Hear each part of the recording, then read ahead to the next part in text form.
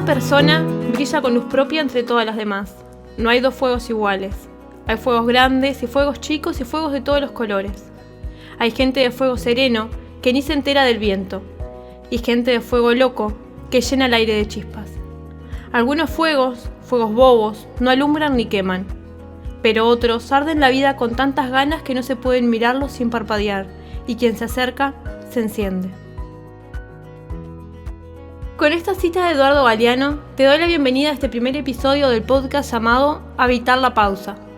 Un espacio para detenernos, mirar hacia adentro y reflexionar sobre lo cotidiano y lo que nos rodea.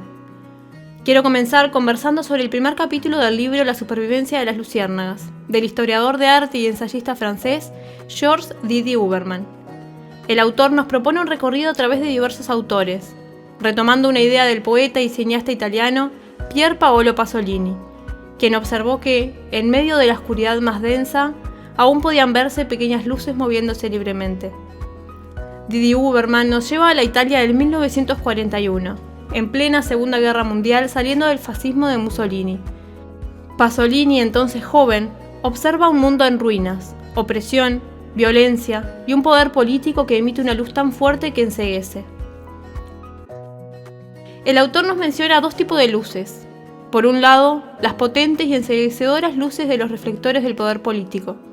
Por otro, las luces tenues, frágiles y móviles de las luciérnagas. Pequeñas señales de resistencia que buscan escapar sin renunciar a su propia luminiscencia. Esta imagen lo lleva a establecer un paralelismo con la Divina Comedia de Dante, describiendo a la propia Italia como un infierno iluminado por los focos totalitarios, en el que aún subsisten, aunque en peligro de extinción, las luces esperanzadoras de esas criaturas diminutas. En una carta a un amigo, Pasolini relata cómo, en medio del desastre, esas pequeñas criaturas brillaban como si nada les afectara. Percibe en ellas una metáfora de la alegría, la inocencia, la libertad y la capacidad de evasión momentánea frente al contexto opresivo.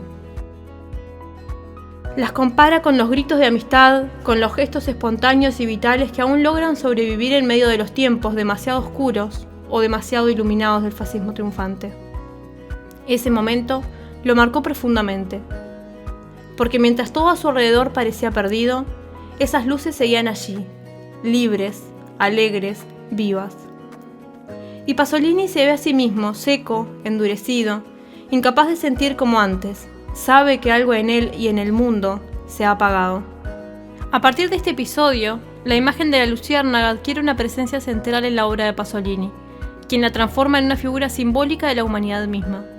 Así, los hombres luciérnagas son aquellos capaces de resistir, de emitir su luz y danzar incluso en medio de la oscuridad más profunda.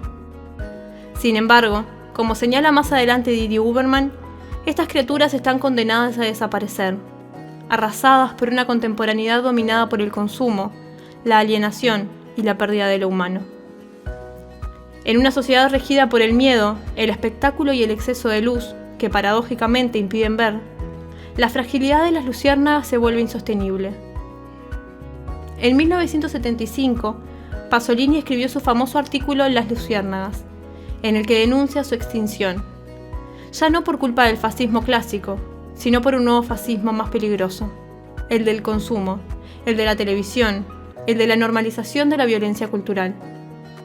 Un fascismo que no mata con armas, sino con lenguaje, con publicidad, con modelos de vida que nos vacían por dentro, donde se da una asimilación progresiva de las lógicas capitalistas que implican, según él, la desaparición de lo humano. El autor lo reflexiona ilustrando de manera cruda y contundente diciendo: quiero simplemente que mires a tu alrededor y tomes conciencia de la tragedia. ¿Y cuál es la tragedia? La tragedia es que no existen ya seres humanos, no se ven más que artefactos singulares que se lanzan unos contra otros. Esta reflexión no resulta ajena a nuestra actualidad. La figura del artefacto singular puede interpretarse como una crítica al sujeto contemporáneo, dominado por el deseo, la competencia y la satisfacción permanente, inmerso en una carrera sin fin hacia la adquisición de lo material, desconectado del otro y de su propia dimensión humana. Es precisamente en esta lógica enceguecedora donde, según Didier Huberman, han desaparecido las luciérnagas. En el reinado de la luz mercantil, de la cultura del espectáculo, en la que todo, incluso los sentimientos, es susceptible de convertirse en mercancía. Sin embargo, hacia el final del capítulo, el autor introduce un rayo de esperanza. Se pregunta hasta qué punto estamos realmente condenados a este colapso, a esta apocalipsis cultural y simbólica. ¿Acaso las luciérnagas desaparecieron por completo? ¿O simplemente quedaron ocultas tras los reflectores cegadores? El autor sugiere que no ver otra salida posible es adoptar una postura derrotista, es asumir que la maquinaria del sistema funciona sin resistencia. Es no advertir que detrás del velo de los discursos dominantes, de las lógicas del capital, de las normas impuestas por el espectáculo y el consumo, aún pueden subsistir las luciérnagas. Aún puede haber lugar para la inocencia, para el gesto humano, para el encuentro.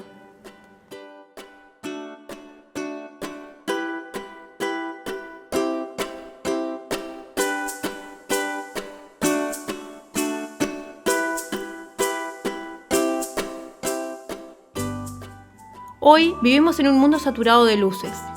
No vemos oscuridad porque estamos constantemente expuestos, pantallas, redes, noticias, consumo. Pero esa luz no ilumina, enceguece. Todo se convierte en mercancía, incluso la alegría, incluso el amor. ¿Dónde quedaron los gestos humanos, sinceros, espontáneos? ¿Dónde están nuestras luciérnagas? Quizá no se hayan extinguido. Quizás estén ahí, detrás de la luz excesiva, esperando que apaguemos un poco el ruido para volverlas a ver. Giorgio Agamben dirá que solo quien es verdaderamente contemporáneo sabrá verlas. Será capaz de ver más allá de esas luces, de resistir a ellas y tal vez recuperar las pequeñas luces que siguen esperando en la penumbra. Porque resistir hoy no es gritar más fuerte, es aprender a ver en la penumbra, es encontrar tu propia luciérnaga interna. Tal vez, como dice Didi Huberman, no todo está perdido si aún podemos resistir, si aún podemos iluminar, aunque sea con una luz frágil, pequeña, pero profundamente humana. Gracias por acompañarme en este recorrido. Hoy hablamos de luciérnagas, pero también hablamos de nosotras y nosotros, de lo que fuimos, de lo que aún podríamos ser, de lo que todavía se puede rescatar en medio del espectáculo, el ruido, la prisa. Quizá la pregunta no sea si las luciérnagas desaparecieron, sino si aún estamos dispuestos a buscarlas. Porque en tiempos oscuros no necesitamos más reflectores, necesitamos luciérnagas.